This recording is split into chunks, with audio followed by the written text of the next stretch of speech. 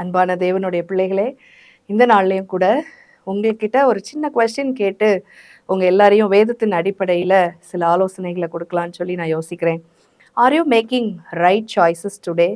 R have you made right choice yesterday? Are are you going to have the right choices in the future? அக்கா என்னக்கா இவ்வளோ பயங்கரமான கொஷின்ஸ்லாம் கேட்குறீங்க அப்படின்னு கேட்குறீங்களா? பாருங்கள், நிறைய நேரங்களில் நம்ம ராங் சாய்ஸஸை மேக் பண்ணி ஒரு ராங் பாத்தை செலக்ட் பண்ணி அதில் பிரச்சனைக்குள்ளானதுக்கப்புறம் நிறைய ஆலோசகர்களை நாடி போகிறோம். ஆண்டவரிடத்திலே உபவாசித்து கண்ணீரோடு ஏன் இது நடந்தது என்று சொல்லி நாம் சில காரியங்களை செய்ய வேண்டியதாகிறது. அதை ஏன் நாம் முதலே சரியான சாய்ஸை செலக்ட் பண்ணக்கூடாது? ஏன்னா ஏசப்பா ஃபஸ்ட்டு ஏதேன் தோட்டத்தில் ஆதாமியும் ஏவாளையும் சிருஷ்டிச்சப்போ அவங்களுக்கு நன்மை தீமை அறியத்தக்க கனியை புசிக்க கூடாது என்று சொல்லி அவர் என்ன சொல்லியிருந்தார்னா, சாய்ஸை அவரே மேக் பண்ணாம அவங்க கையில விட்டுருந்தார். அப்ப சாய்ஸ் வந்து it is always yours, mind. So I have to make my own choices, you have to make your own choices. There is no place for blaming others. நம்ம அப்போ என்ன செய்யணும்? ஒவ்வொரு சாய்ஸஸையும் கவனத்தோட மேக் பண்ணணும். இங்கே பாருங்க, எபிரேயர் 11வது அதிகாரத்துல மோசே குறித்த அழகான 3 காரியங்கள் சொல்லப்பட்டிருக்கு. 25வது வசனத்துல, அநித்தியமான பாவ சந்தோஷங்களை அனுபவிப்பதை பார்க்கிலும் தேவனுடைய ஜனங்களோட துன்பத்தை அனுபவிப்பதை தெரிந்து கொண்டு. அவர் நினைச்சிருந்தா ராணியோட மகன் என்கிற பெயரோட அழகா அரண்மனையில இருந்திருக்கலாம். ஆனா தேவனுடைய ஜனங்களோடு துன்பங்களை அனுபவிப்பதற்கு சவால்களை தெரிந்து கொண்டார். எத்தனை சவால் நிறைந்த பிரயாணம் அது! எத்தனை புலம்பல்கள், எத்தனை அவமானங்கள், எல்லாம் ஆண்டவரை பழிக்க வேண்டிய அத்தனை நிந்தனைகளும் அவர் மேல் விழுந்தது. இவ்வளவு சவாலாய் இருந்தது. ஆனால் அவர் அதை தெரிந்து கொண்டார். விளைவு என்ன? செங்கடலின் அனுபவம். இந்த நாள் வரையிலும் நம்ம அதை தியானித்து, ஆண்டவரே மோசையை கொண்டு, சாதாரண கோலை கொண்டு தண்ணீரை பிளந்தீரே, கடல் நீரை பிளந்த ஒரு அற்புதம் இன்று வரை நடந்தேறவில்லை. அதற்கு அவருடைய சாய்ஸ் ரொம்ப ஹெல்ப்ஃபுல்லாக இருந்தது. ஆண்டவருடைய சத்தத்தை அவர் அந்த நாளிலே கேட்டு சரியான சாய்ஸை மேக் பண்ணார். அடுத்து பாருங்க, 26ல், இனிவரும் பலன் மேல் நோக்கமாயிருந்து எகிப்தில் உள்ள பொக்கிஷங்களிலும் கிறிஸ்துவ நிமித்தம் வரும் நிந்தையை அதிக பாக்கியம் என்று எண்ணினார். நிறைய நேரங்கள்ல ஒரு சாய்ஸ் நம்ம மேக் பண்ணும் பொழுது 2 சாய்ஸஸ் நம்ம கையில் இருக்குன்னா, எது சொஃபிஸ்டிகேட்டட் சாய்ஸோ அதை தான் நம்ம மேக் பண்ணுவோம்.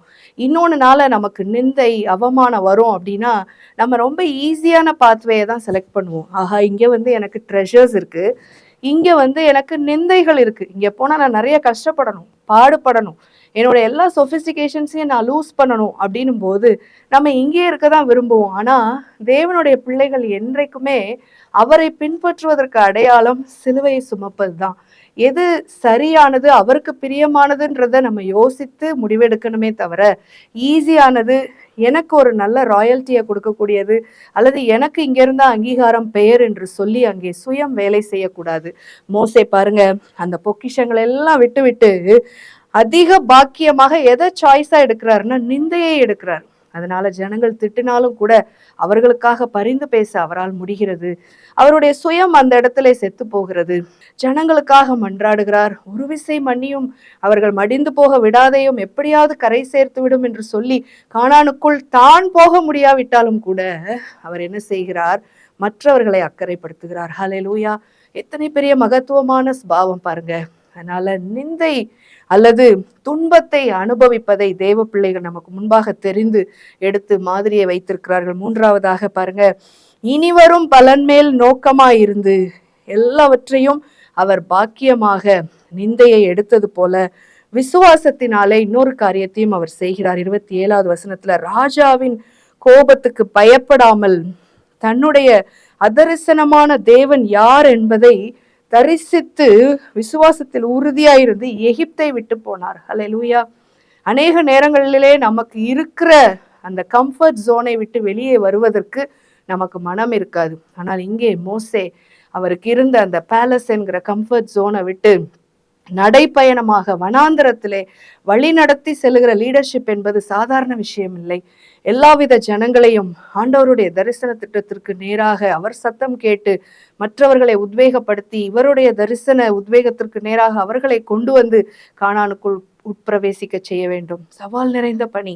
அவர் என்ன செய்தார் என்றால், ராஜாவுக்கு பயப்படவில்லை. கர்த்தருக்கும் ராஜாவுக்கும் பயந்து நட என்று வேதாகமத்தில் எழுதப்பட்டிருக்கிற அதே இடத்திலே எகிப்திய மருத்துவச்சிகள் ராஜாவுக்கு பயப்படாமல் கர்த்தருக்கு பயந்ததினாலே குழந்தைகளை எல்லாம், ஆண் குழந்தைகளை கொல்ல வேண்டும் என்ற தீர்மானத்திற்கு எதிராக காப்பாற்றினதினாலே காப்பாற்றப்பட்ட இந்த மோசே, ஜலத்திலிருந்து எடுக்கப்பட்டதினால் மோசே என்று பெயரிடப்பட்டவர், அதே தைரியத்தோடு அவர் செய்கிறார் பாருங்கள்.